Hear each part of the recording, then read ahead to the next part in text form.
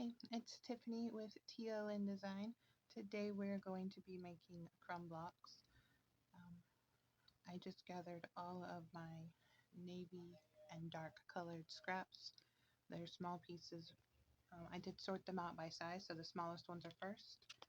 And what I'm doing now is just grabbing two random ones and sewing them together.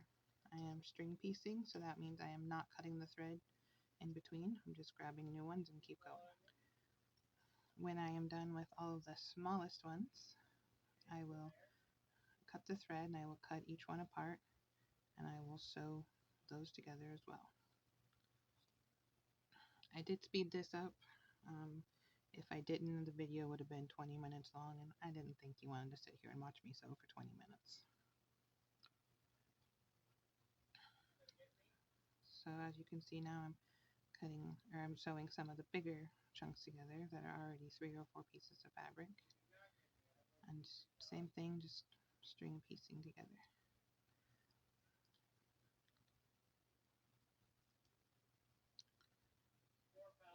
And then as the pieces get bigger and bigger, I will reach for my bigger scraps. I usually keep scraps that are 6 inches wide or less in this pile. Sometimes they are like the whole width of fabric long, they're just like narrower strips or wonky strips maybe that aren't quite straight. And I am not ironing at this stage. I hate ironing and I do it as little as possible. You feel free to iron if you want to. This is your block. I just choose not to. And if it has a few little wrinkles, well, I just deal with it. These are scrappy blocks, so they're not going to, be amazing already. They're, oh, and here, there's some seams that got folded opposite directions. I'm just going in and trimming them.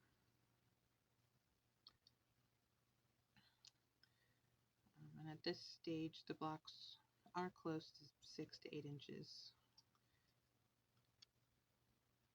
And I am going to iron them here in a second. You'll be proud of me. And I recorded one-handed, or ironed one-handed while I was recording. And I'm sure someone's going to yell at me because I moved the iron around rather than just pressing. But this is how I do it. If you do it a different way, then you do it that way.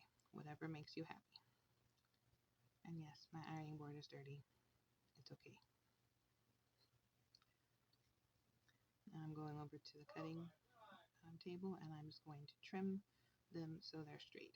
Now you can trim, before now. I just wait until they get a little bigger. You can trim every time you sew a seam if you wish. You can press them every time you sew a seam.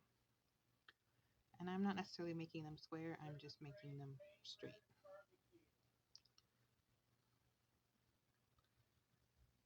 And yes, I know this is very fast. If you want a slowed down version, let me know. I will slow it down and upload it again.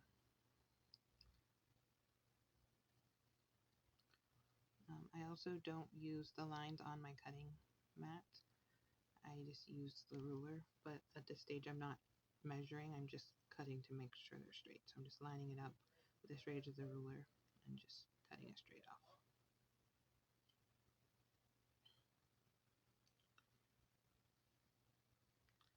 And now I have 3 or 4 blocks, and they're all about the same size. They're not exact